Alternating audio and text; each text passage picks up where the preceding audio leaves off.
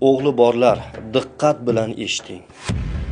Hurmatli otalar, ehtimol o'g'lingizga tengqurlarida bor qimmat telefon, qo'shni bola yegan tansiq taom yoki tengdoshlari kiygan qimmat libos olib bera olmassiz.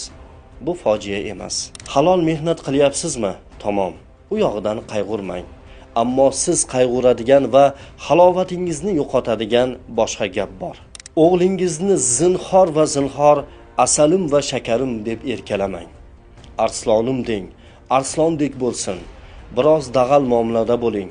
Dag'al liboslar kiydiring, ilik kamirtiring, ba'zan qotgan non yediring, go'sht yediring, toki erkak bo'lib ulg'aysin.